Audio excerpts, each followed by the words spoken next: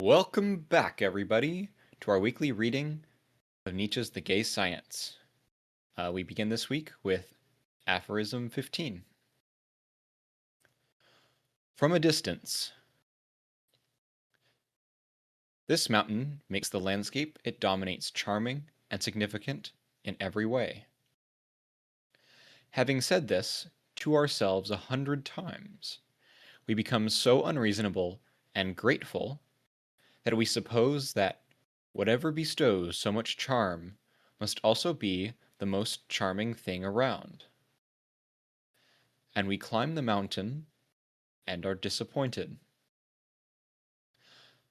Suddenly, the mountain itself and the whole landscape around us, below us, have lost their magic.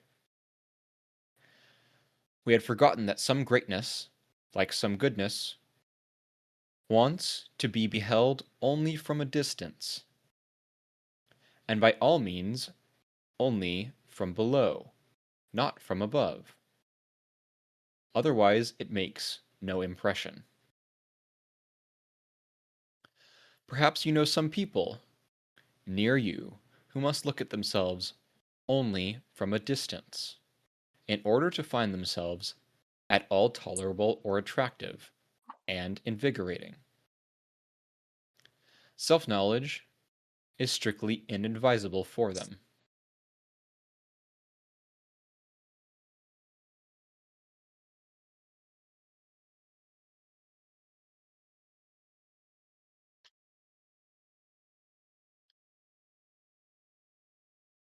Yeah, this one seems pretty simple and straightforward.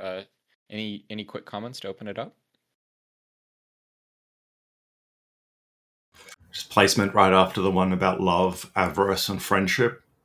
Yeah, absolutely. Sort of the closeness or distance with which one observes and considers oneself, but also oneself in relation to others, and just others broadly.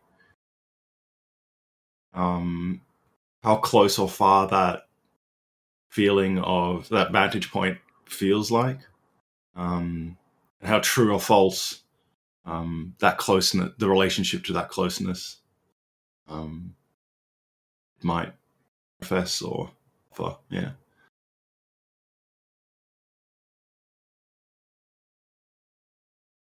Well, just adding on that, what I thought was interesting because it kind of sounds like, at least how I read it, kind of going off the last thing we read last week or last time we met, it was that like having a distance is kind of like not having ownership of someone that you love to some extent. And I kind of read it like that way, but maybe my initial kind of reading of that is challenged by kind of how it ends, where he kind of looks at like seeing something beautiful only as a distant from a distance is like, yeah, because something's kind of ugly close up, you have to look at a distance. So I don't know, that kind of, I feel like, problematizes maybe that my initial reading I have of like, oh yeah, it's good to have from a distance, but because you can't really capture it, to some extent, like you shouldn't capture a loved one, instead kind of have that friendship. So I'm not quite sure how those two relate, but there's definitely an interesting interplay. Yeah, I think it's interesting. I'm reminded of like impressionist art here in this section, where it takes on a totally different uh, impression at different scales, right? Like especially this line, only wants to be held from a distance, and by all means only from below, not from above.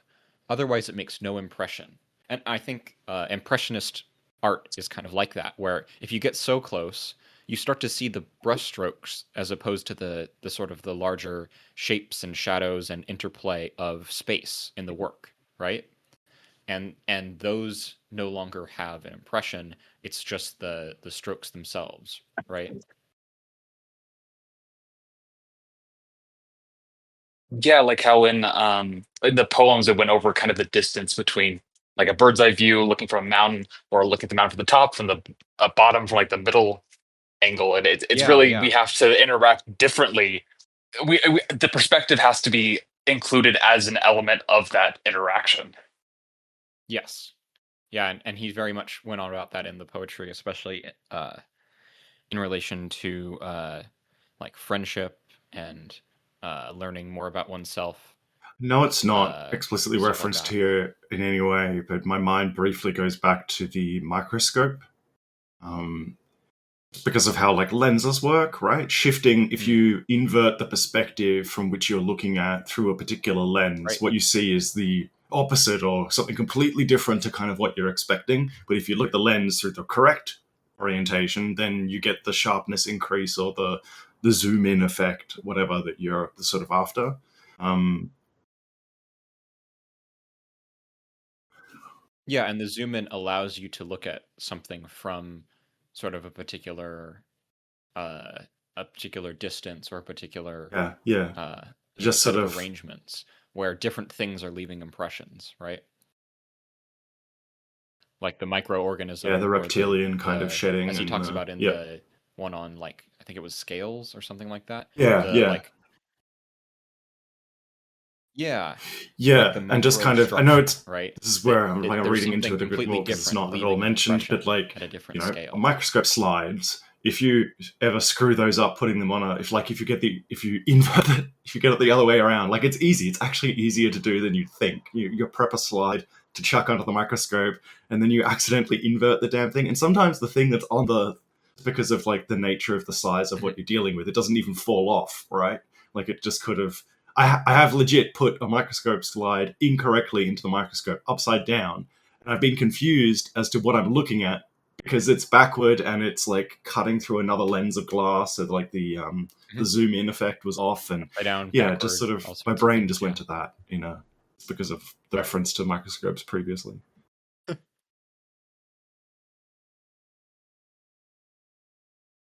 yeah.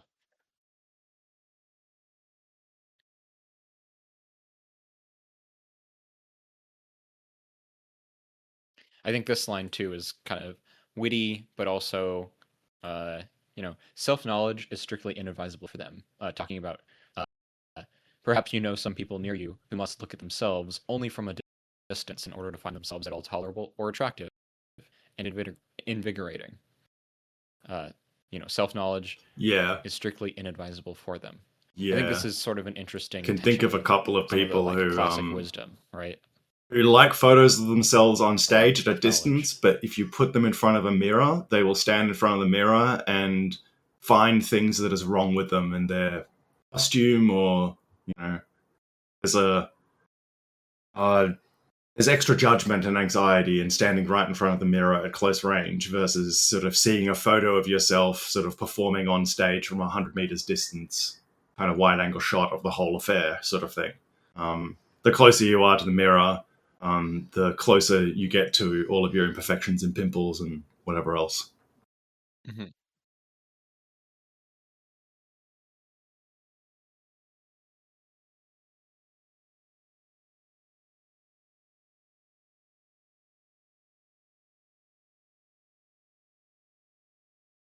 We read this aphorism as don't meet your heroes or don't meet your idols. There's an element of that for sure, yeah. Because once you meet that person, you're disappointed.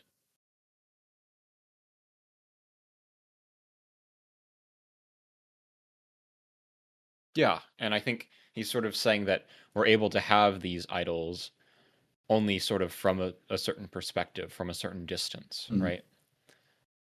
Some greatness, like some goodness, wants to be beheld only from a distance, and by all means, only from below, not from above. I think this line, especially, only from below, not from above, gets again at that idea of like, greatness, right? But if you're viewing the greatness sort of in the rear view mirror as something that you've already I'm surpassed, reminded of one other it's a thing in very some of the different, Connolly readings, you know, William Connolly, that I'm reading at very the different moment, perspective that you're in coming at which it is from. strong in the agonistic kind of political theory tradition. There's some discussions about the pathos of distance between members, between identity groups, and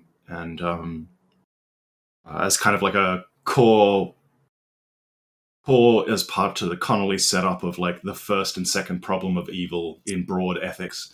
Um, the distance between different members of a polis who may or may bud together or may have conflict with each other, the there is a irreconcilable distance in the difference between our identity groups, both like spatially, but also sort of psychologically, sociologically, etc.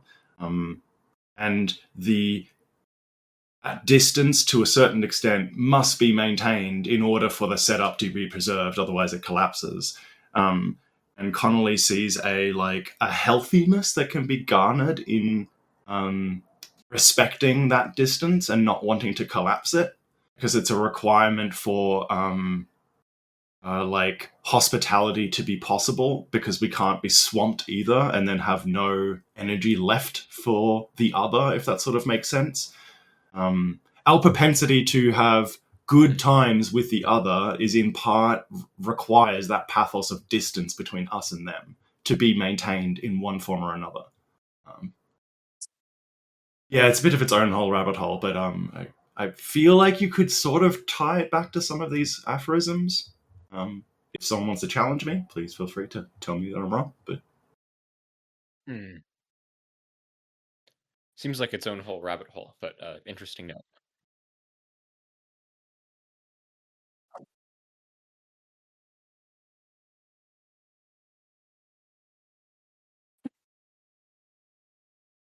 I think you could definitely read that into it, especially because what I'm You could thinking relate it about. to it at least, yeah. Yeah, it was also like the proper distance that we talked about kind of in some of the earlier poems, where kind of each distance is, because at first I was like, oh, Nietzsche always wants the middle, like, of the road, or middle of the mountain. It's like, no, he kind of whatever is most like adaptable, kind of to each life form, kind of in its spot, and finding kind of the right thing for that, and like kind of finding the right distance, I think, between people. And like for here, where it's like maybe like the right distance between a friend is going to be yeah, different between someone who you're kind of that what you just contemptible said of, just but you can reminded me have a of good poem number relationship with 25 someone you're that we read contemptible of, earlier. if you have My them eye at is much too close to even a me. larger I am distance not what I saw and see. than It someone would that be you would be quite a closer with. benefit if only I could sometimes sit farther away, but my foes are too distant, close friends still too far.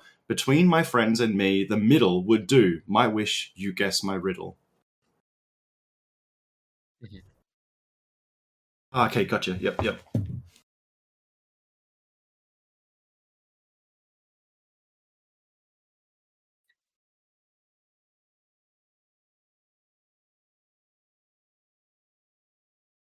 Yeah, that's the one I was attempting to reference earlier.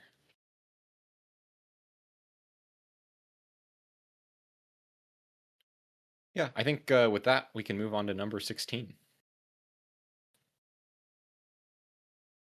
Over the footbridge. In our relations with people who are bashful about their feelings, we must be capable of dissimulation. They feel a sudden hatred against anyone who catches them in a tender, enthusiastic, or elevated feeling, as if he had seen their secrets. If you want to make them feel good at such moments, you have to make them laugh or voice some cold but witty sarcasm. Then their feeling freezes, and they regain power over themselves. But I am giving you the moral before telling the story. There was a time in our lives when we were so close that nothing seemed to obstruct our friendship and brotherhood, and only a small footbridge separated us. Just as you were about to step on it, I asked you, "Do you want to cross the footbridge to me?"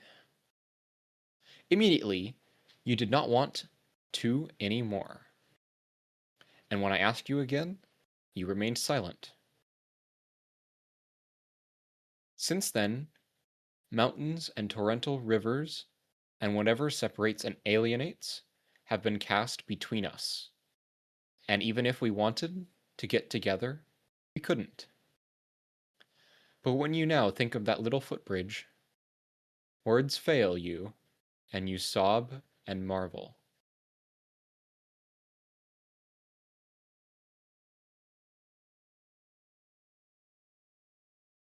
Yeah, I think it yes, stands Rumpel, this is well on its own. fire, as you put in chat.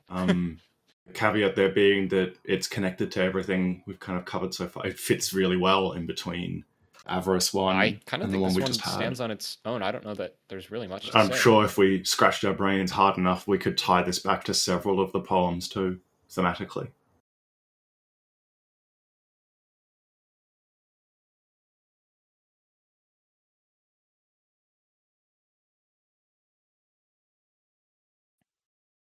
Yeah, absolutely.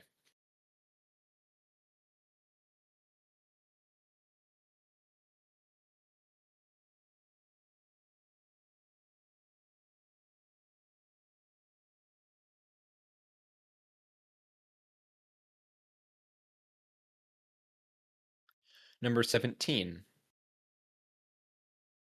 Finding motives for our poverty.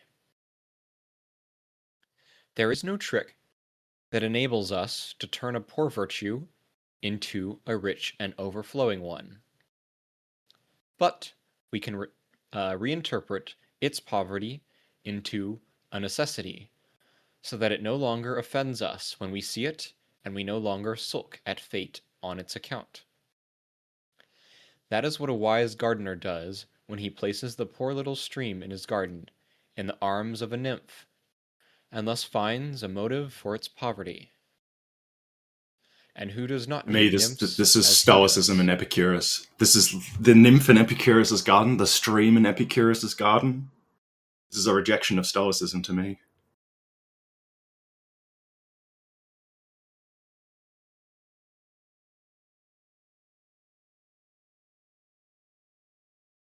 Yes, Rumpel, this is...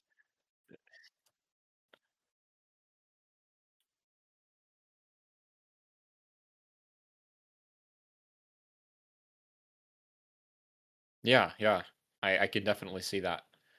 I wish I was a little bit more familiar with both Epicurus and Stoicism to go into more detail on that, but I could definitely see the connection there, especially the turning a poor virtue into a rich and overflowing one.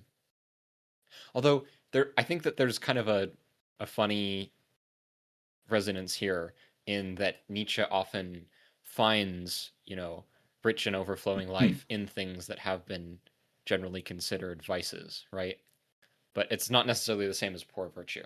I would assume.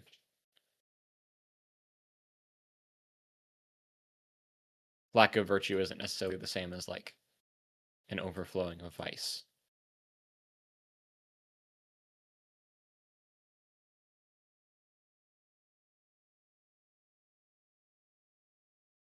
Well, going off that, maybe the poor virtue, it's the person seeing a lack in themselves and then trying to like switch that versus where Nietzsche I think would see the situation differently, where maybe there's not a lack of virtue, but maybe something Yeah, I differently. still So see not maybe this as it's more of a fundamentally commentary on being someone seeing Stoicism. their spot I think as you can a tie in source of resentment lack and then trying to like thematically have that as their already, base and principle like to we're jump going off to from get there. there.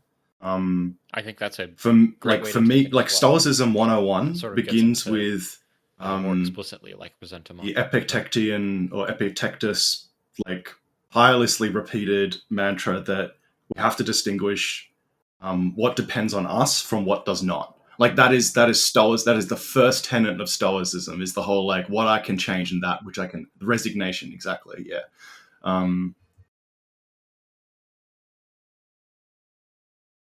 Which is itself, I think Nietzsche would say, the very beginning of that first trick that enables turning one virtue into another. Right. And the other three that kind of follow on in Resignation. Stoicism to complete the pillars only reinforce that whole thing. Yeah.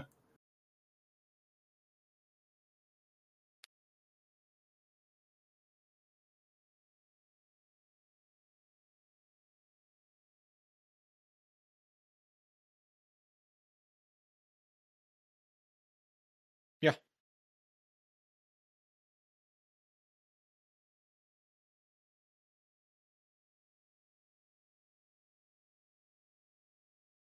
Yeah, I think we'll get way more into all of this right here with number 18. The pride of classical antiquity. We lack the classical coloring of nobility because our feelings no longer know the slaves of classical antiquity. A Greek of noble descent found such tremendous intermediary stages and such distance between his own height and that ultimate baseness that he could scarcely see the slave clearly. Even Plato could not really see him any more. It is different with us, who are accustomed to the doctrine of human equality, though not to equality itself. One who is not at his own disposal and who lacks leisure does not by any means seem contemptible to us for that reason. Perhaps too much that is slavish, in this sense, sticks to each of us. In accordance with the conditions of our social order and activities, which are utterly different from those of the ancients. The Greek philosophers went through life feeling secretly that there were far more slaves than one might think, meaning that everyone who was not a philosopher was a slave. Their pride overflowed at the thought that even the Who is most the powerful us in men the on earth final sentence? belonged among their slaves. This pride, too, is alien and impossible for us. Not even metaphorically does the word slave Yeah, possess this us its does full not power yet feel for like us. us, the free-spirited ones, us, the posthumous ones. This is still the herd us, the wider us, the us of the contemporary age for Nietzsche. Uh, us, the inheritors of Christian morality, I would presume. Yeah.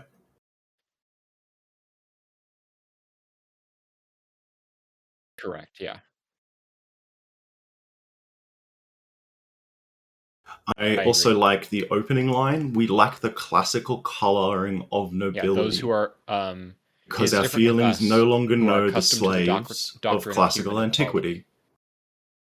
though not to equality Reminds itself. me of the whole debate about your That's the us. white marble king statue kind of bollocks, and going to remind these people that actually in antiquity these were beautifully painted and coloured.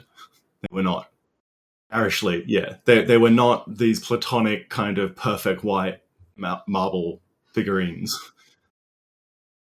Yeah, yeah.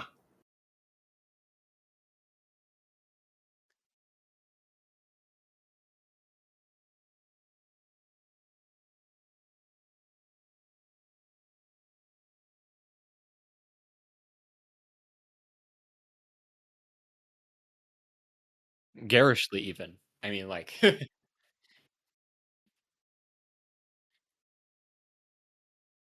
yeah, they were overflowing with color, and Can you expand? I'm also, especially when he's talking about um, the doctrine of human equality, and we no longer know the slaves of classical antiquity. I think he's talking probably about uh,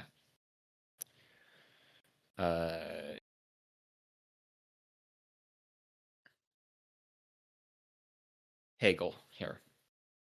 That would be. It's at least a side shot at Hegel, would be my guess. Yeah, so the master-slave dialectic, which I haven't read any primary sources on Hegel, so or any primary Hegel, so Yeah, and how the I'm Greek speaking a little bit out noble of my ass would here. relate to it, and that literally in that next sentence, a But Greek of noble descent found this such way that tremendous intermediary stages and he's such saying distance that between his own height and that we ultimate actually can't really baseness be that he could scarcely see the slave masters clearly. because we no Whose longer ultimate baseness? His own, understand or the slaves, or what it both? means to be a slave Slaves. Okay. and this distinction. Because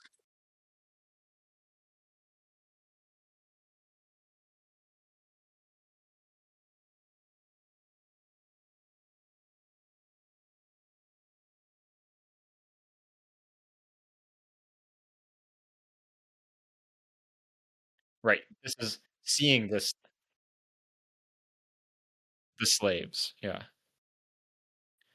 But I think like seeing the slave again sort of reminds me of the Hegelian like seeing, recognition, mutual that stuff all involved in the slave master dialectic is sort of what's brought to mind here for me. In I this whole thing, there's a part in Nietzsche and philosophy from Deleuze that specifically goes kind of over how we view like what is good, what isn't good, and ties directly into kind of the Hegelian kind of version of the slave versus the Nietzschean, which is like for Nietzsche, the kind of like the master, it's like I'm good, and that's kind of the Right. initial proposition, and then kind of everything goes from there. But for like the Right. So from Hegelian the Hegelian emancipation, point it's of view, like, you're either oh, seeing it it's only like from the you slave, or you're are making some kind of like I could see it. goodness for Hegel, What's the but term? Is it for apodictically? the Greeks No. here, it's But they I'm don't even basically think thinking of of the almost slave. like It's just the it's such microscope lens metaphor from a before. different You just relationship. They're starting expect from that there is one completely different places, and so transformative like lens in the because center, the slave's not and even that has really a a part causative for the effect on Greeks, both but parties in both for the directions. Hegelian, it's And the from entire one thing vantage is point, based the off the image makes slave. no sense, and from another vantage point, the image makes sense. But what's in effect happening is that these like gazes, there is a disjunction. There are multiple gazes, and they do not coincide. Not only is it perspectival in the sense of like each party in here has their own singular truth and their singular point of view, but like if we just say they have different point of views, wow, isn't that cool? They could have different levels of truthiness or something. That doesn't really help us and get us much further. What's interesting is that there is no single causative. Yeah, yeah. So like the way they see each other is the Walzian. Would you say the inverse is true potentially also for the slave, or must the slave always end in event where we'll get to with ressentiment?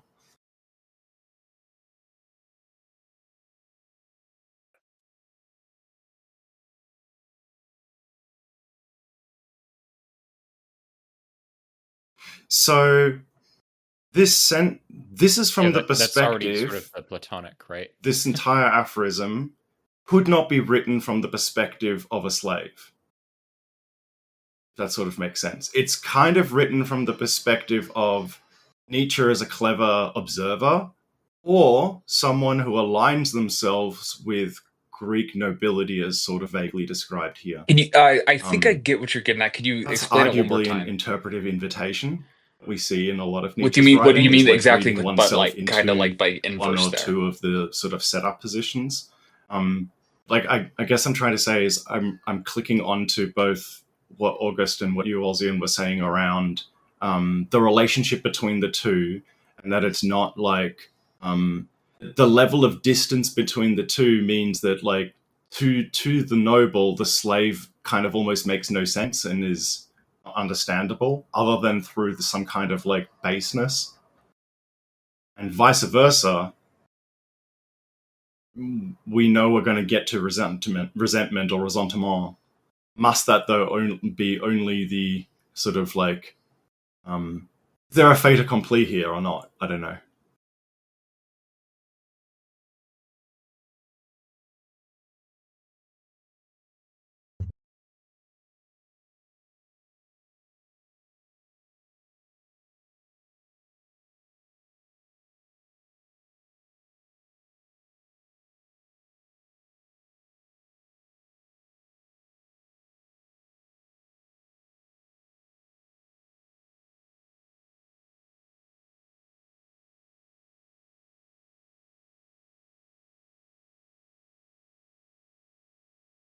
I feel like there's no end point here because this is how it's counter Hegelian.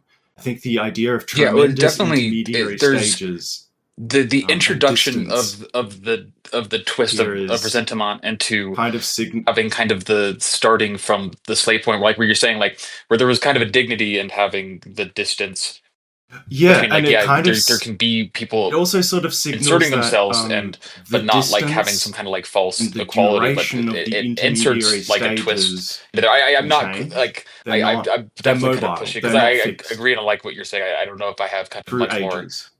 to add there if anyone else has anything, but yeah. Yeah, I think we could. Oh, go ahead.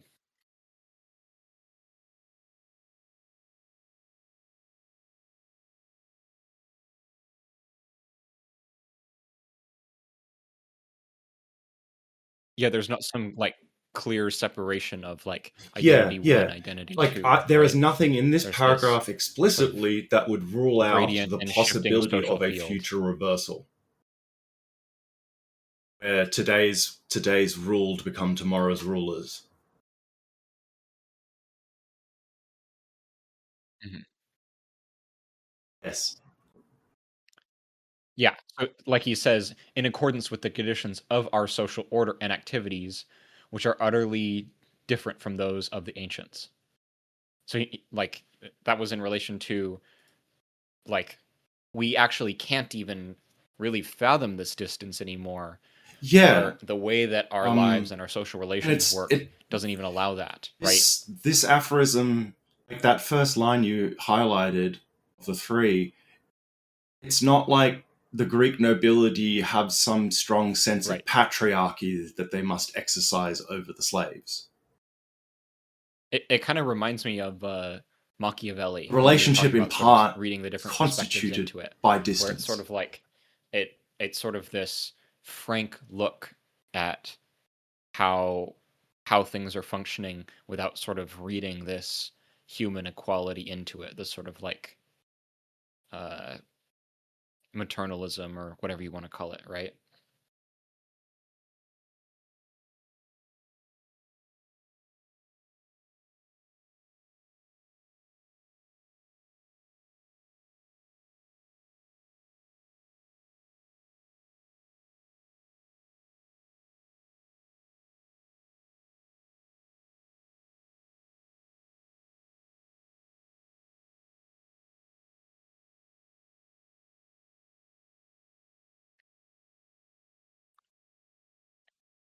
Yeah.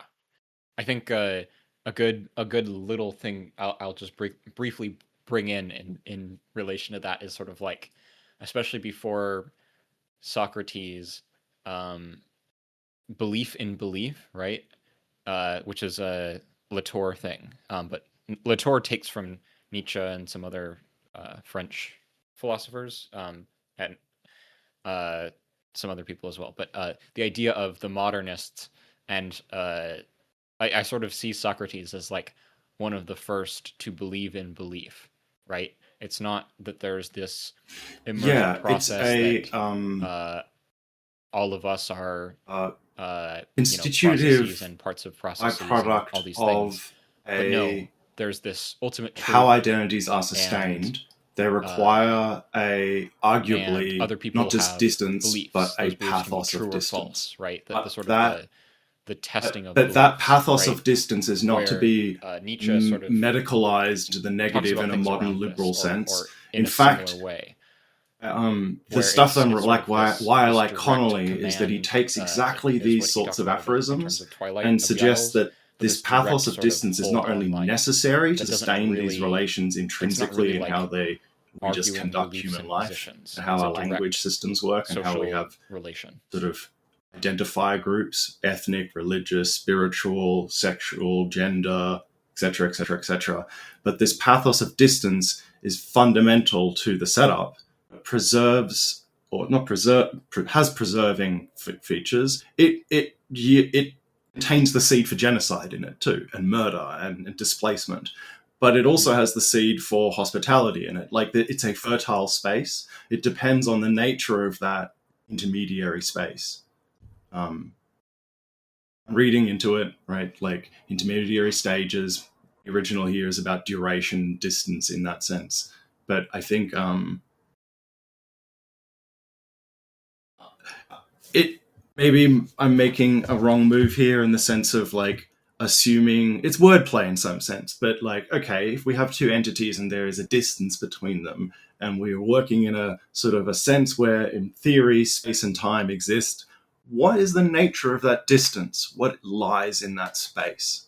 How does that relationship, that distance, sort of as a constant, as a variable, the nature of what lies in it, inform, affective distance? Like what does the nature of that space and that relationship and that distance, as it changes over time and grows or withdraws, and how fertile is the land between that space? To what degree does that all inform the behavior and the nature of what's going to happen to the people in this relationship, the people cast to be in this relationship? You might not be a member of a certain group, but because of the wrong time, wrong place you walked into, one identity group just charges you as being part of another identity group that you're not, and suddenly you're treated in that way. And that pathos of distance could be it's completely like, a social characteristic in this sense. It doesn't have to have like a one-to-one match for any kind of logical consistency or anything. Like it's which makes it very unintelligible to liberal projects.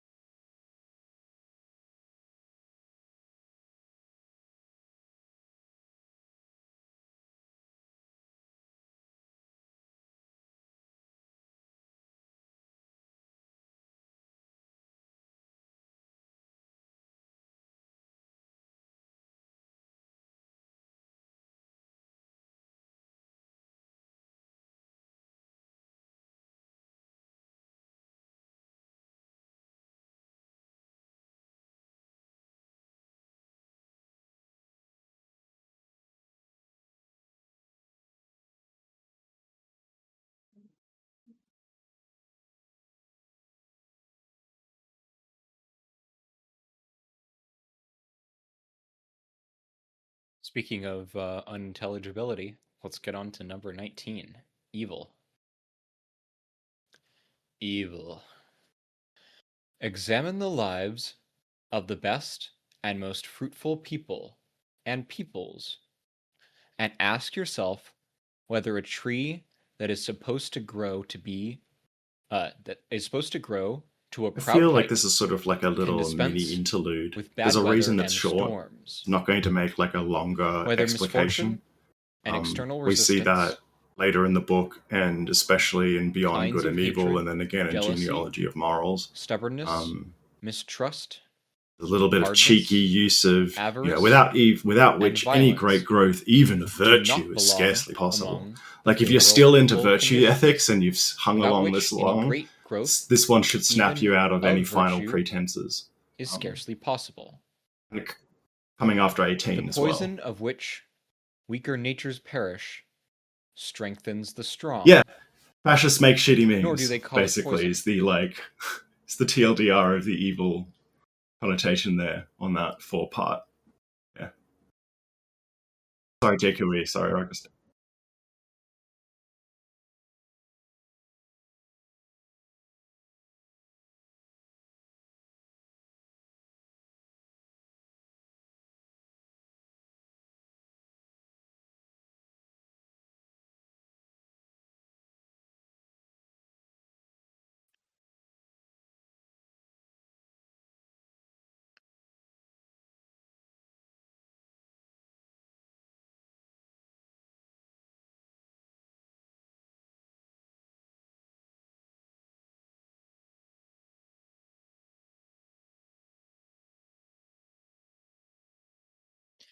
Yeah, I mean, one of the things that I'm immediately Hard times reminded of create is strong men.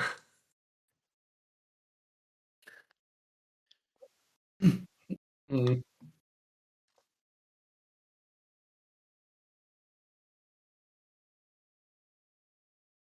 It's that difficulty is required for people to I'm overcome reminded it. this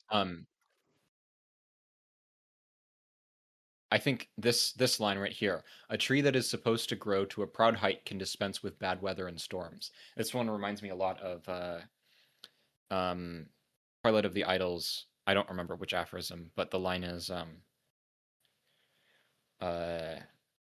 you could almost define virtue as the inability to react to a stimulus.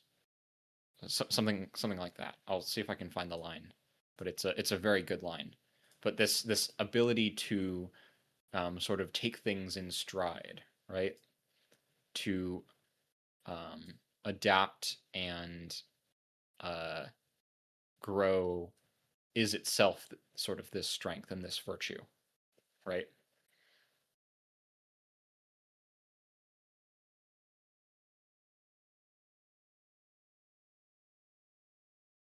I guess I'm trying to figure it because it's very like it goes into like very much like motivational speaking. Sometimes when people take little clips from Nietzsche and stuff like that, I definitely think it's important to kind of what you're hitting on, August, where it's not just that it's like, oh, like what doesn't kill me makes me stronger. It's also like your view of that poison isn't, it's not even that it's poison anymore. And so like it kind of like sidesteps the question of virtue to some extent. Yes. Here I it feel is. like we're It's a reaction. It's purely The line I was reactionary each referencing time, is right? morality as anti-nature. One of my favorite sections in Twilight of the Idols. Aphorism 2.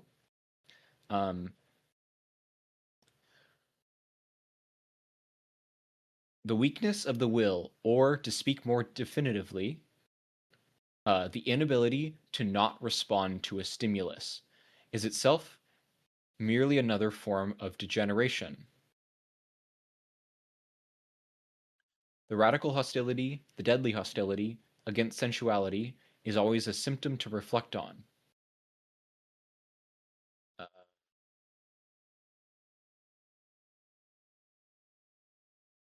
not the line I was thinking of. Let's see. It's very similar. But yeah, the inability to not respond to the stimulus is sort of how he's defining degeneration here, right? Like unhealthiness. Well, he even uses the word poisonous later down. The most poisonous things it's against the Broadchurch. senses have been said, not by the impotent, nor the ascetics, but by the impossible ascetics, by those who really were in dire need of being ascetics. Now that's its own whole rabbit hole, but anyway.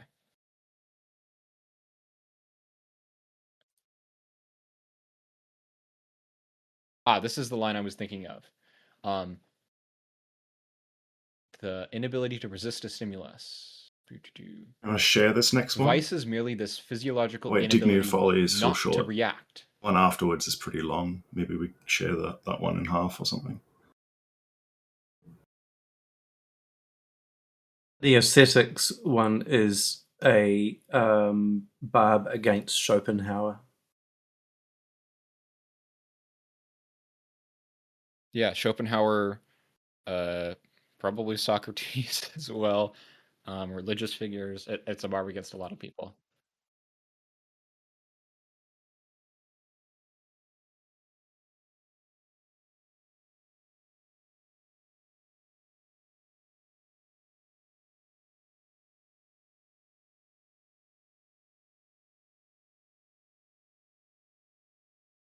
Anyway, I love the language of those sections on reacting to stimuli. And I think that this relates very strongly to it.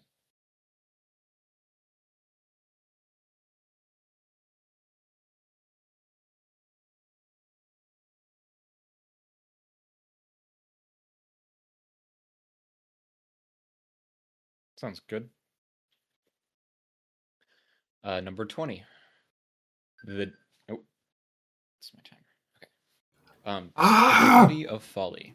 Just so much. A few going on hundred here. millennia Like this, further along, this is like on the almost road in of the my lost mind. This is century, like Occam's razor as a setup and here, everything right? men Like evil in the last one, do and then just will idiocy and exhibit the folly highest here. prudence. Like just in the context in which we find But that ourselves at way, Aphorism prudence will 20 lose with the all of poems its we've done, dignity. and then the start of book 1.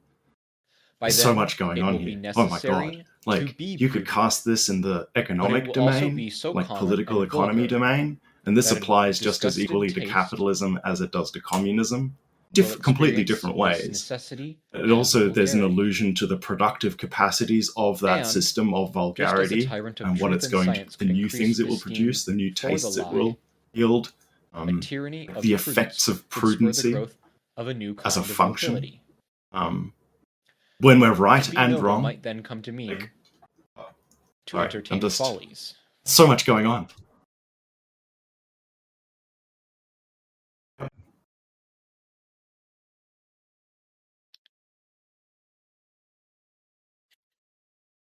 Yeah, this one's fucking good.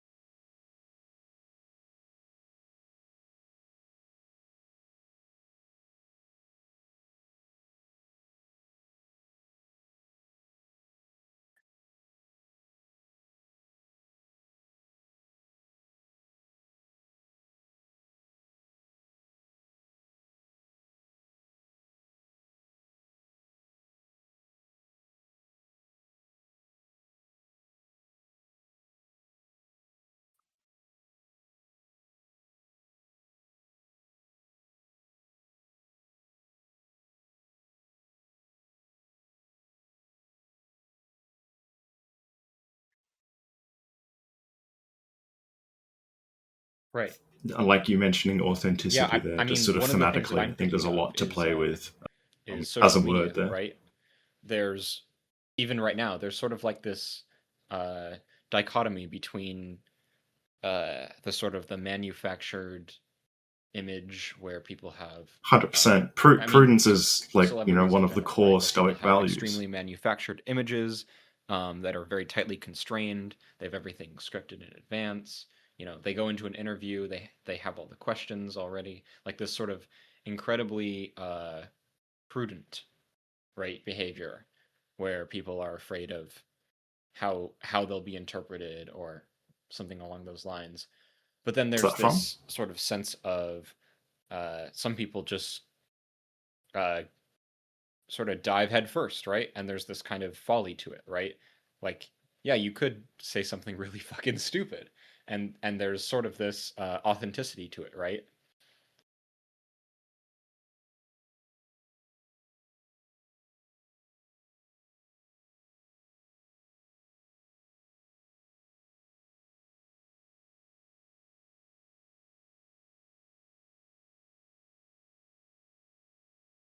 Yeah,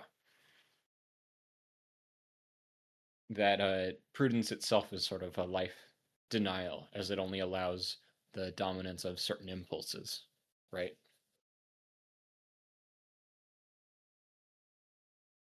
Hmm. This actually immediately made me think of Proverbs. One, I, wisdom, dwell with prudence and find out knowledge of witty inventions.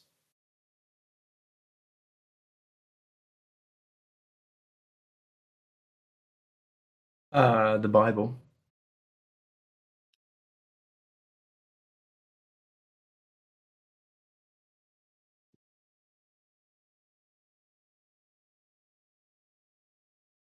Again, in a lot of these, you get that. You know how we talked about de What Tocqueville's is knowledge of how witty can you have an inventions mean? aristocracy without an Roundabout way, aristocracy? we're a It's bit back like to this, the some death of Machiavelli here the too, August, in nobility. kind of the way that you'd refed him earlier.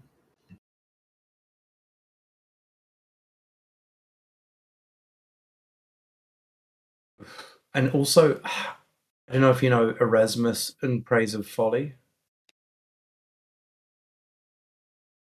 It's like a yeah, but the biblical Oh, that passage sounds was the familiar. first one that came to mind. Again, that idea of how can you have an aristocracy without having an aristocracy? It sort of going over the same things.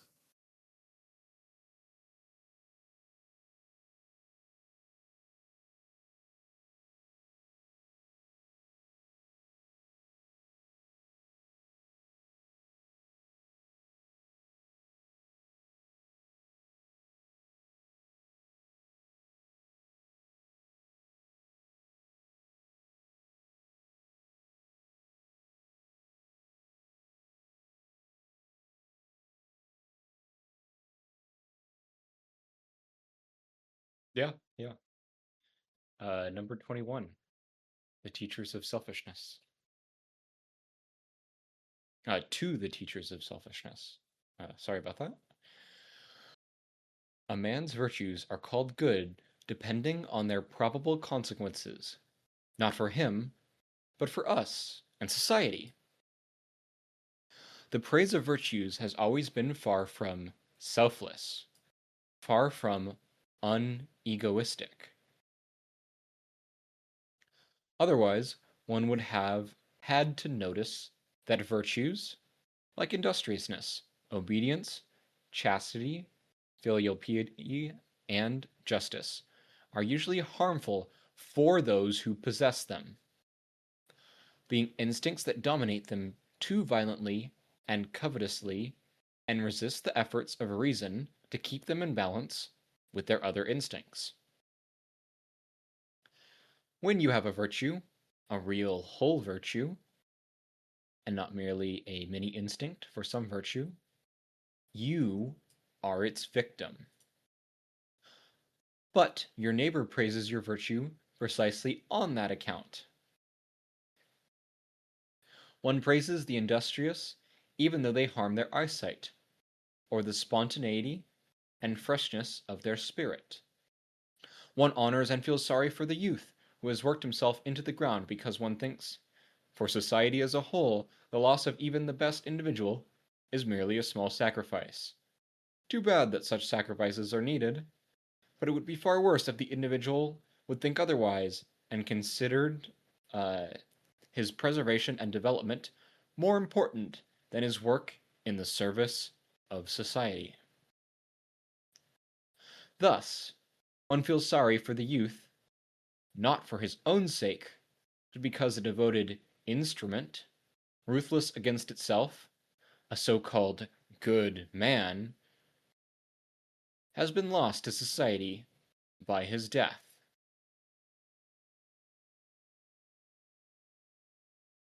Perhaps one gives some thought to the question whether it would have been more useful to society if he had been less ruthless against himself and had preserved himself longer. One admits that there would have been some advantage in that, but one considers the other advantage, that a sacrifice has been made, and that the attitude of the sacrificial animal has once again been confirmed for all to see, greater and more lasting significance. Thus, what is really praised when virtues are praised is, first, their instrumental nature, and secondly, the instinct in every virtue that refuses to be held in check by the overall advantage for the individual himself. In sum, the unreason in virtue that leads the individual to allow himself to be transformed into a mere function of the whole. The praise of virtue is the praise of something that is privately harmful. The praise of instincts that deprive a human being of his noblest selfishness and the strength for the higher autonomy.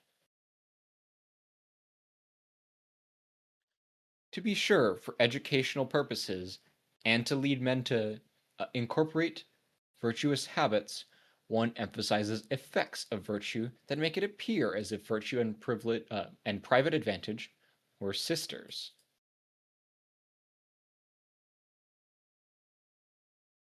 and some such relationship actually exists. Blindly raging industriousness, for example, this typical virtue of an instrument is represented as the way to wealth and honor, and as the poison that best cures boredom and the passions. But one keeps silent about its dangers, its extreme dangerousness. That is how education always proceeds. One tries to condition an individual by various attractions and advantages to adopt a way of thinking and behaving that, once it has become a habit, Could we pause instinct here and briefly? passion will dominate him to his own ultimate disadvantage, but for the general good.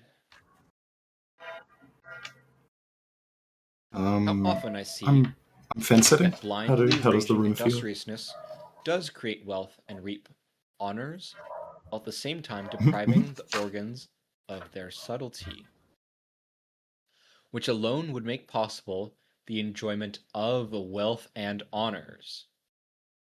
Also, that this chief antidote to boredom and the passions at the same time blunts the senses and leads the spirit to resist new attractions.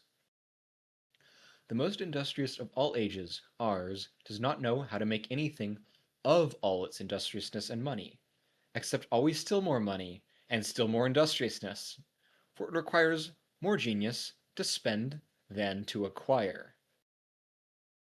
Well, we shall have our grandchildren.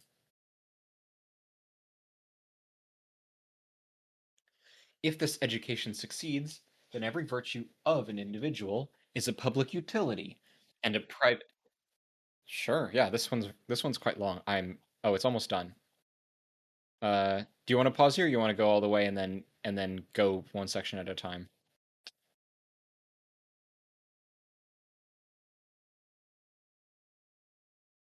I think I'll just finish it out, and we can read through each section again as we go through.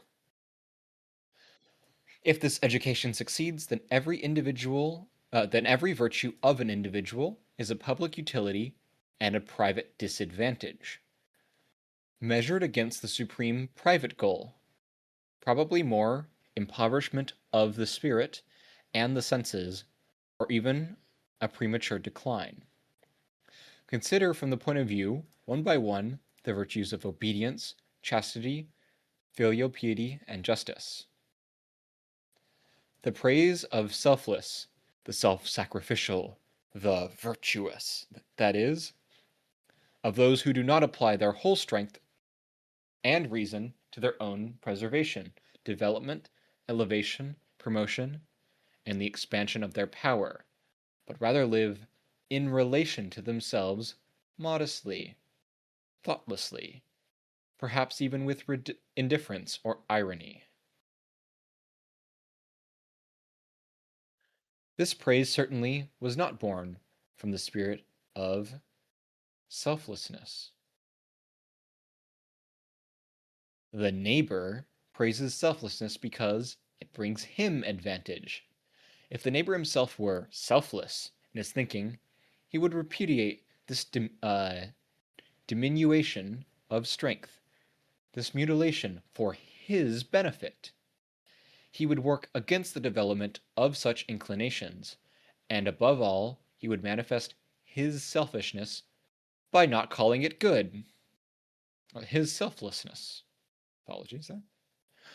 This indicates the fundamental contradiction in the morality that is very prestigious nowadays. The motives of this morality stand opposite to its principle. What this morality considers its proof is refuted by its criterion of what is moral, in order not to contravene its own morality. The demand, "You shall not renounce yourself and sacrifice yourself," could be laid down only by those who thus renounced their own advantage, and perhaps brought about their own destruction through the demanded sacrifice of individuals. But as soon as the neighbor, or society, recommends altruism for the sake of its utility, It applies the contradictory principle. Yeah, meant the other You button. shall seek your advantage even at the expense of everything else. End of quote. I think And thus one preaches in the same breath, quote, there's a "Thou lot shalt," written here. and "Thou It's shalt not." explicated to probably the greatest just that detail he's that we've gotten like pointed so out the far. whole. Jesus I think Christ. there might have been The way one other to aphorism actually earlier, behave is to that appear one or two as that if kind of got to you this length. hold those values The when earlier ones, outwardly, when internally you act in your self-interest. you're good. You're good. The earlier ones completely were a in bit your more self-interest. classic kind of Nietzsche in how he's trying to kind of be a bit inviting.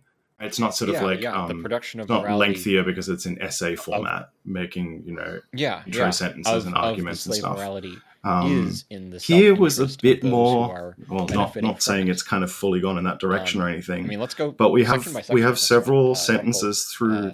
Well, like there's any I think I counted like comments at you wanna least make or- 3 or or 4 something. that are like a statement set up. I think going section by section like with this one is fine colon, as well. and then explicit examples are being given for us to think about. It's like you tried to turn on your camera there for a second. Yeah. Yeah, I guess my one closing thoughts quickly is that I don't really actually want to say too much about the opening paragraphs, because I think that I don't want to rob this aphorism from how much it can apply to. I can think of smoking habit in relation to this, right? Sort of like the wise person who sits over in the corner of a pub with a philosophy book and a cigarette. Oh, look at me and my ascetic ideal.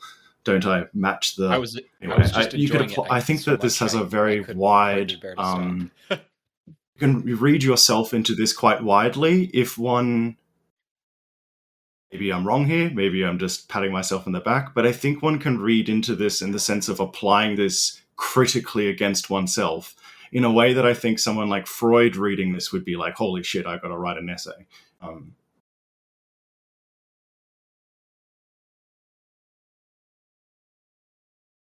Yeah.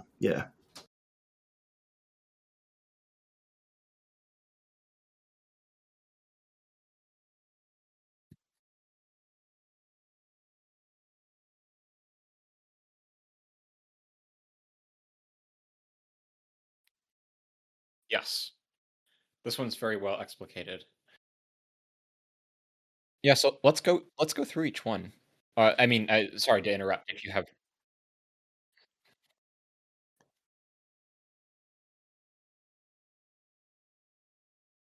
Yeah, the function is not what you think it is, as stated out of the box. Hmm.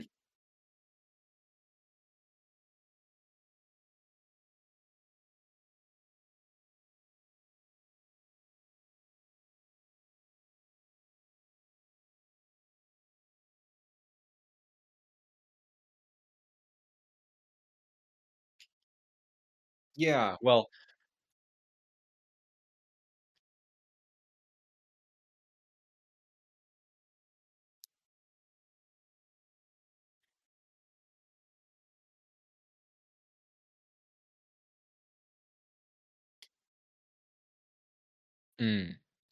yeah, I mean, I think virtues can be such a wide category of things, but it sort of goes down to any like moral teaching, right? But moral teachings aren't necessarily like they can be very contingent and transcendental, right? Or just a feeling that one is digesting and experiencing can sort of be produced as a moral feeling. But yeah, let's go through each section and feel free to add more as we go.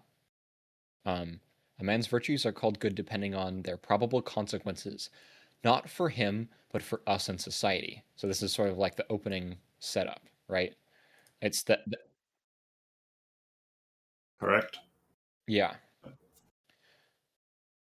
That the praise of virtues has always been far from selfless and far from unegoistic. That it's necessarily in the nature of the person preaching. Industriousness and obedience in some respects follow. Now, but I mean, think of any religious preacher. Especially the first one is particularly happens Protestant. when you become Chastity, a religious preacher, piety, who's sing out to elevated to me these as positions it of being particularly, authority based upon they could just telling as much people apply to to all abscond, large strains of Christianity, whether you're Eastern to Orthodox or give up I everything, don't know. right? They're ultimately elevating Christ, I'm themselves thinking in that some of process, the whether or not they strains quote that unquote believe it. That's how it's exist functioning, entirely right? outside of Europe, back in the That's what's Levant.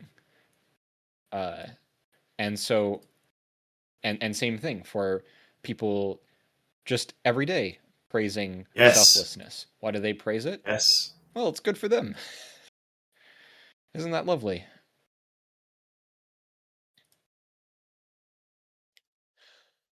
Otherwise, one would have to notice the virtues. And here, Nietzsche's outlining some of the common virtues of in the a modern time, context, especially in Germany, 100% industriousness, late capitalism, definitely. 1800s, and During the height of industriousness, the Cold obedience. War, or These even are immediately after Christian World War II, values. These are communism Christian, as well, industriousness, especially absolutely, Protestant, but obedience, Catholic as well. the state, But, the church, I think of the Protestant school, work all ethic demand as well obedience. comes to mind, Yep. right? Justice in all frameworks, including liberalism. Not to say that some of these ideals are not worth having at all. That's not what's being said here. But there's a hey, be aware that a lot of these concepts that I'm speaking about might have erroneous genealogies that we have read into them. The reason that they exist is not because of the function that they serve today, or their function allied something else, or the and even the binary in even which this concept is quote set unquote up secularized is morality, constitutively dependent on there's its things like opposite, industriousness, and obedience, justice, depending on chastity, the pathos of distance between those two concepts, maybe the smallest of these. what they actually that are gets can praised become in inversions of secularized themselves in morality, a roundabout way. but especially the like rest that, of these, and even chastity in some contexts, absolutely get held up as virtues. The virtue of self-sacrifice.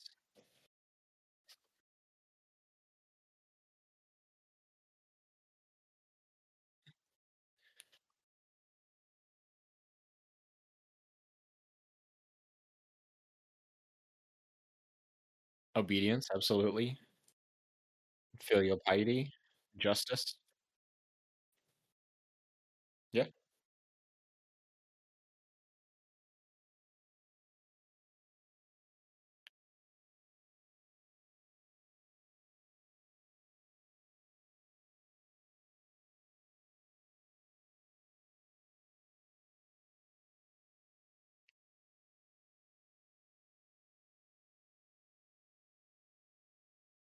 Right, because I either just like in a purely materialistic kind of metaphysical capacity had the what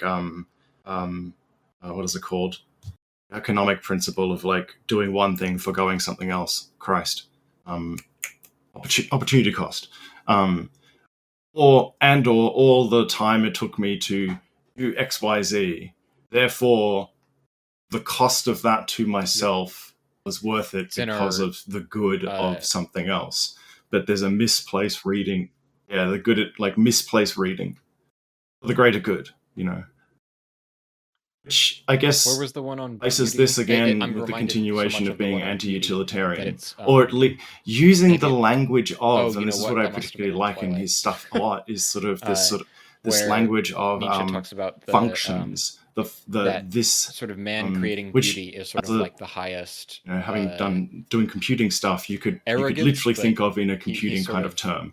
It's like a function that takes is certain not necessarily parameters. against that, right? But it's the highest And sort of if you don't arrogance sort of of all, understand to what's going project on, you might see its oneself outputs, into but you what is might not be beautiful, aware right? of a That lot of its constants or necessarily kind of what's you're going on creating it from your own internally. position, And and to be, anyway, I'm rambling. that this is what's happening fundamentally, that you're Using the producing language of values using from your own semi-utilitarian position, language and that sometimes in this sense to take that the praise of concepts that would selflessness be in very it is familiar to a Christian entirely and bringing the misplaced. two together to critique and problematize the language space that both those parties would be familiar with.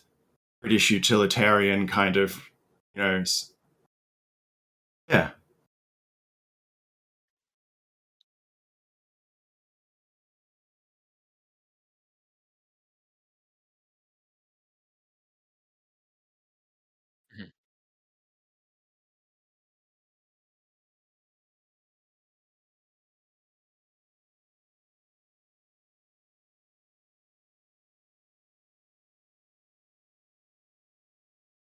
The good in itself.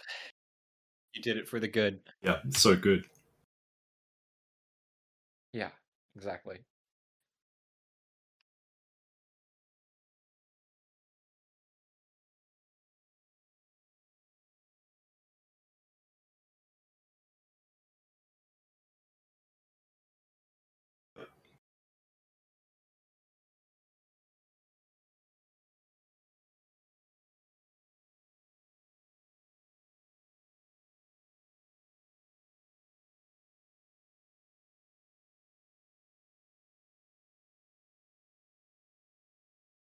I like this too here. Look at the end of this line.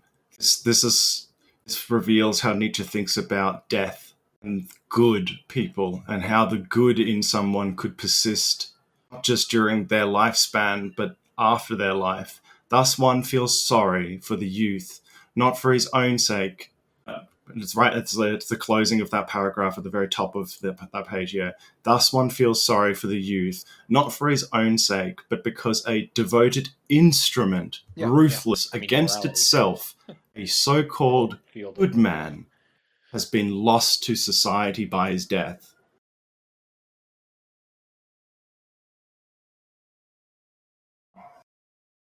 Yeah, I think we covered a lot of this early part. For society as a whole, the loss of even the best individual is merely a small sacrifice. Too bad that such sacrifices are needed. I, I almost burst out laughing at that line. And it's a utility function of Jesus just them Christ. being alive right now.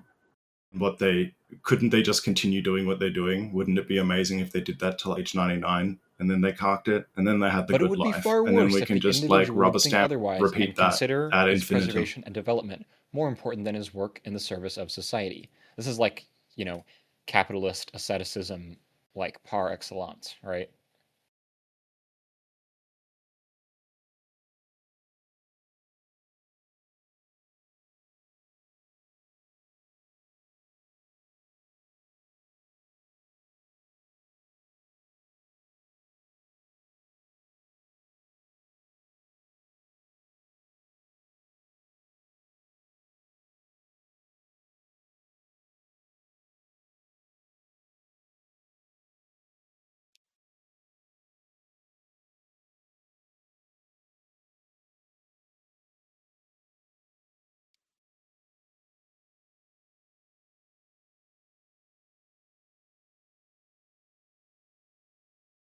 Yeah.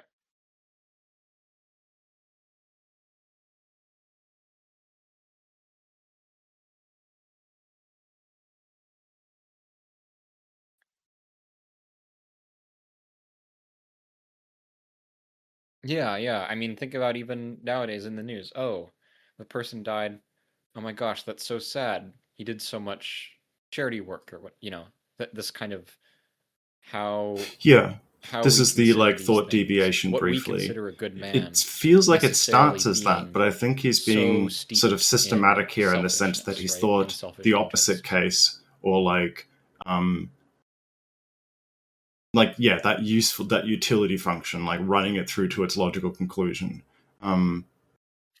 I find the use of sacrificial animal here to be this idea that in the rendering of animal, it's the sense of it's one of us being sacrificed sort of for this utility function. A lamb to the slaughter, yeah. Which I think means this which one's is a interesting too, this sort sort of of gentle musing, right? reminder, I I mean, think if we we read have a it paragraph closely, that insert like inserted in here, but this musing section. this herd Perhaps one gives sense, if some we're going to thought to the use the herd question here, we are whether all part of that in group, of whether it that would Venn have been more diagram at this useful for point, in sort society of one if sense he or had been another. less ruthless against himself and had preserved himself longer. One admits that there would have been some Lem advantage in and the that, whole like but one animality considers the other aspect. advantage, that a sacrifice has been made, and that the attitude of the sacrificial animal has once again been confirmed for all to see, greater and of more lasting significance. I think this one touches into a lot of the opening of the book, talking about sort of this, sort of the rebellious and the non-herd, being vital to the herd survival, right? And this is sort of a reaffirmation of that concept, like, oh, perhaps he's sort of seeding some extra sort of satirical doubt, right?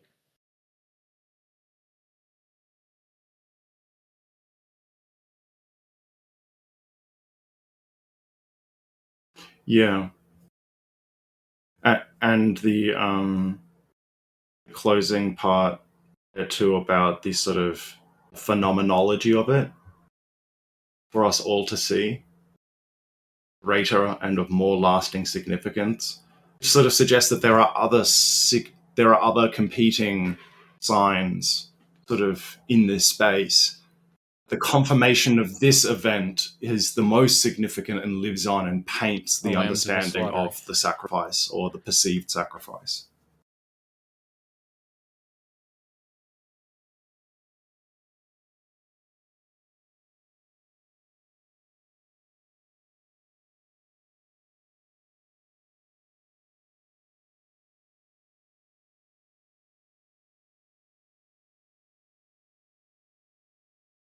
Mhm.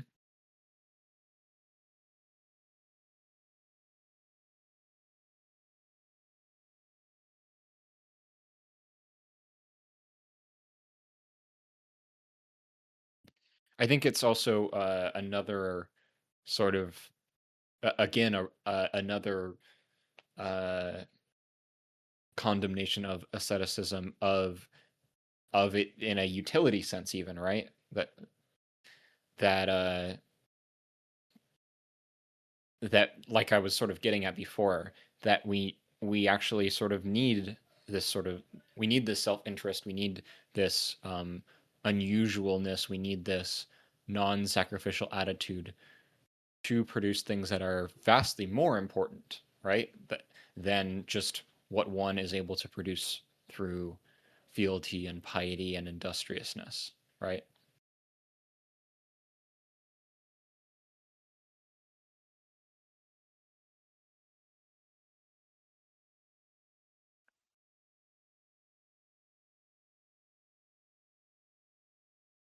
Mm.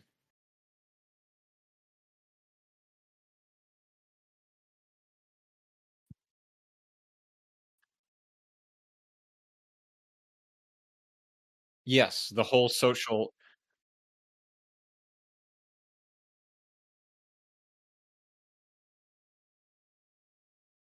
Yes, it has to affirm the whole herd social order, right? That's the way that I read it, at least. That this sacrifice and this symbol of sacrifice reaffirms this whole herd social order. There's definitely, because when it talks about like, oh, it's a selfish thing, like the kind of having these virtues, it's a selfishness, but in a very specific Yeah, way, which is I think that in there's a a really very conservative interesting, notion, which like to is keeping bring things as up they a are, theme that reacting I've hearkened and onto there in upholding the the comments so virtue and far about calcifying sort that of a tension versus between I think conservatism like a um, Nietzschean like and expensive life, because regardless of what you do, you're expending life other, in these pursuits. I guess, And other I think contestants in Nietzsche, that space. I like don't want Nietzsche, to like how he'd kind of presume or read go about too it heavily is into it this in like terms that of that painting a herd exertion of animal energy flock towards as that fall having, you know, and kind of liberals and commies reacting and against I don't know, very whatever many things. other But the political selfishness constituents here represented is amongst them all as they going go to the towards that watering hole herd or something. mentality, but it's really just But yeah, justifying itself over and over. because there's a problem set up. Yeah, If it requires more genius for us collectively, in some sense, to be more agreeable at the decision outcomes yeah, of here. how we expend the genius to spend The what we most have industrious acquired, of all because it ages, costs more ours, to does do not know that how to make anything sort of of all its industriousness and correctly, money, such that except the good always is still more formed. money and still more industriousness. Then For it that's a requires more problem. genius to Like spend there's a contested than to space there, acquire. and there's an opportunity cost there Well, too. we shall Because if have you our spend it poorly, grandchildren, then you might not be able this to is like respend it or directly to that recoup point, I it, and you have think. to spend it again. There's a time cost And even there. the more Like, genius to spend than to acquire, yeah, I think is sort of reaffirming some of the stuff that I was pointing to earlier, of this like yeah, this development that could yeah. be selfishly sort of focused to produce the kind of culture Um, genius, the kind of thing that is able to even spend this vast I affluence of being maybe a bit forward here, but like raw I'd not. resources, right? This does not proffer an agonistic view, and it doesn't offer that or suggest it. But the things it highlights applied to the political or to politics are some of the things that the agonistic tradition also highlights as things that are obvious to it, which should be taken into account when one wants to conduct politics in some capacity in that space. Yeah.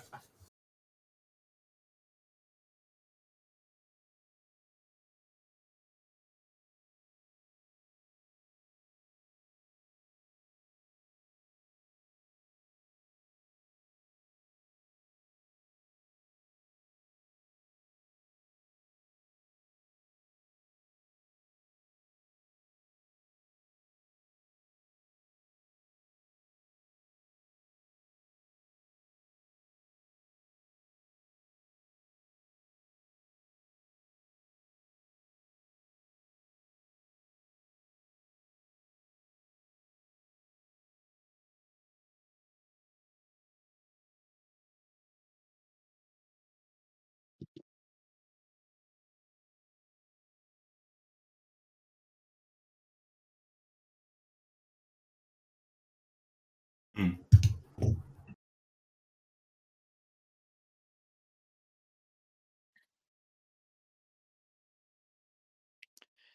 Yeah, I mean, in terms of politics, I have trouble reading this as anything but deeply revolutionary.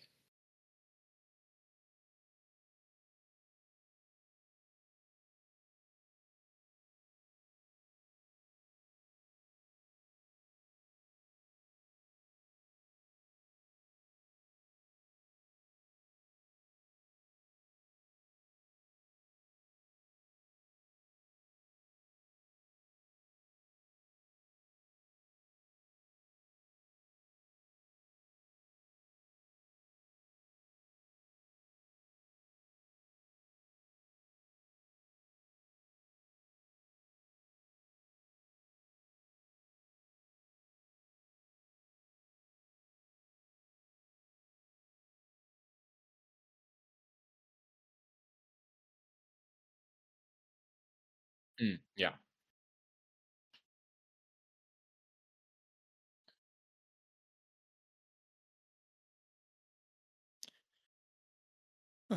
That section was so good. I almost want to just end here because man, I can spend a little more time on this one. Uh,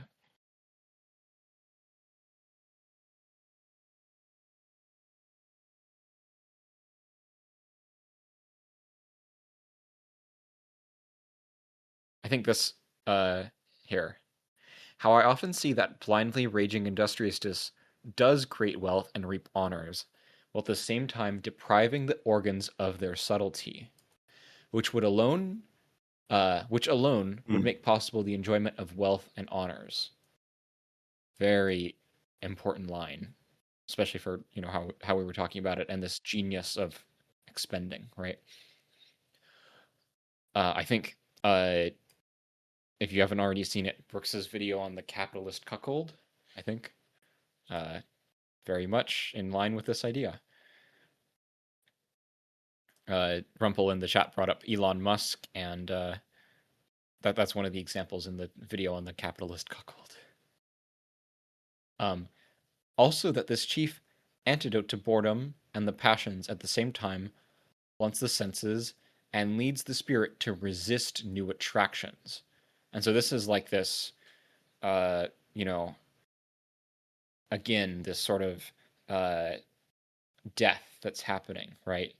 This sort of insensitivity to change, to newness, to revolutionary thinking, action, possibilities, right? The attractions themselves are being dulled through this strict adherence to industriousness, to the overwhelming shalls, shall nots. This recently, but the means become the ends.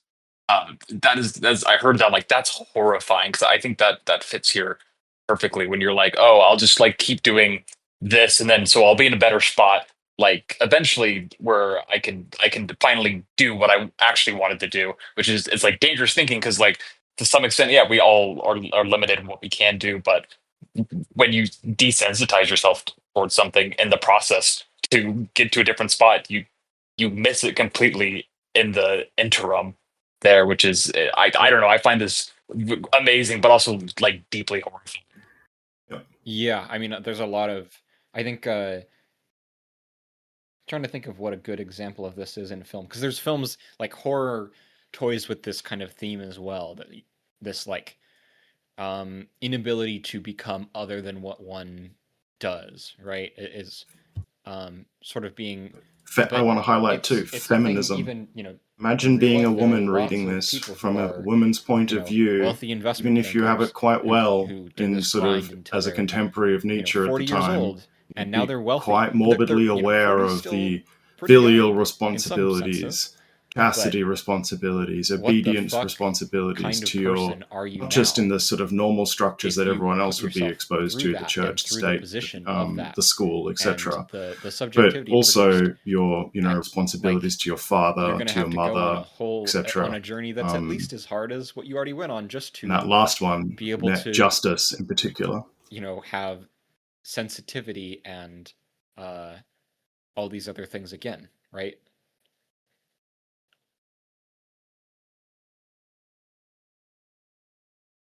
Yeah, it's I like the unlearning, because sometimes like going through something, you're like, oh, then I can just recoup, but like no, sometimes there is a loss, and And think the of how atrophy many takes a long time personal to writings and letters and regain. effects over the ages by women have mentioned selfish husbands of If this theirs education they have to deal succeeds, with, then every virtue other of an individual is selfish a public utility masculine and a family private members in their disadvantage. communities. Which is, Measured against I'm the just bringing it supreme back to the name, private teachers of goal, selfishness.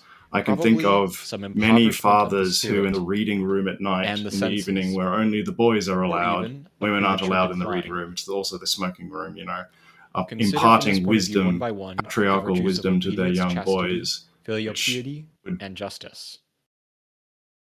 Yeah, just it's so fucking good. I think before we move on too much, relating all this to revolution and means and ends, I think this ties in very neatly to uh, anarchist critiques of state bureaucratic, quote unquote communist projects, right? Oh, it's the means to the end.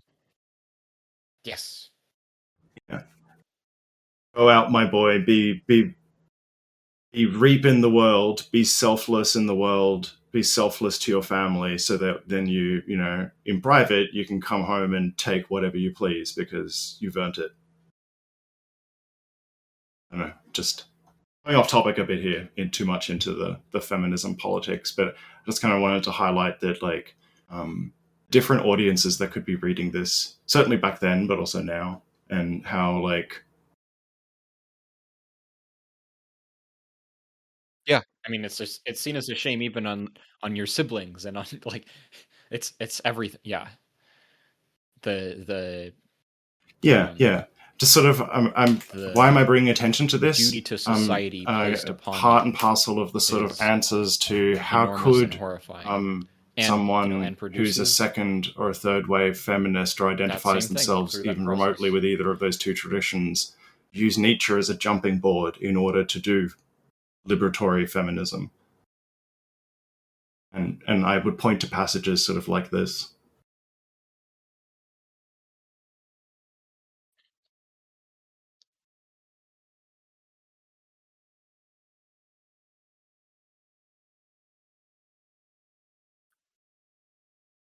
Yeah.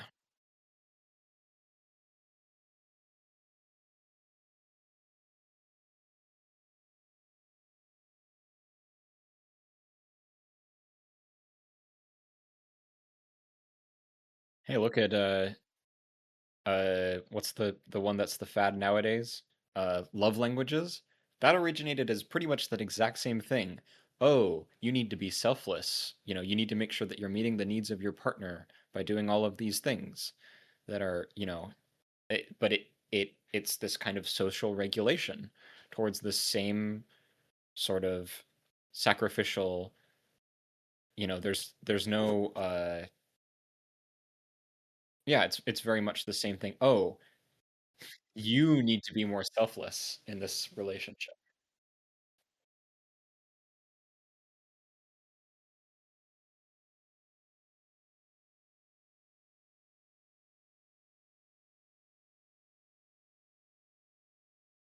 Yeah. Mhm.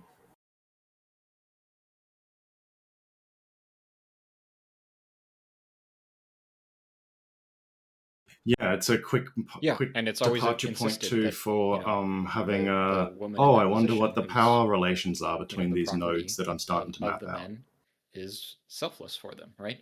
It's their duty.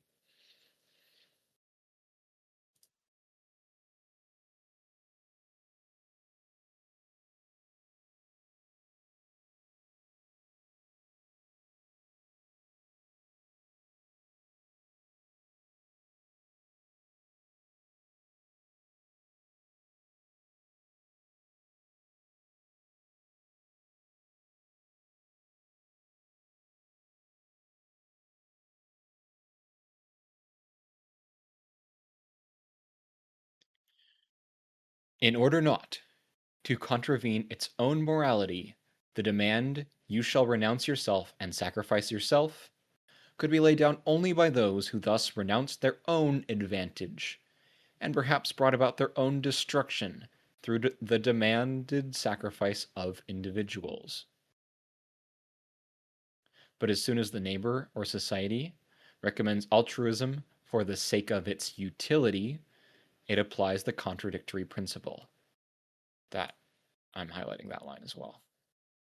God, this I am going to be ending off on this section. It's so good. It, I'm glad we spent a lot of time with it.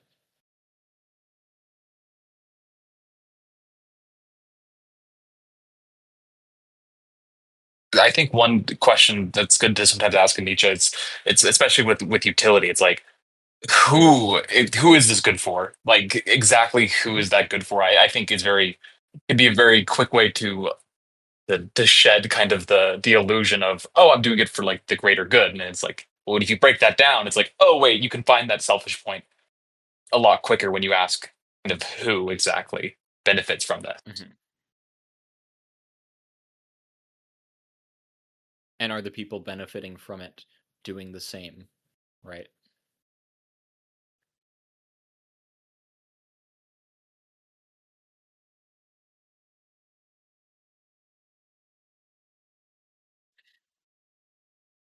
Yep. Well, what a wonderful session. I'm going to kick the recording bot. Thank you, everyone, for joining us.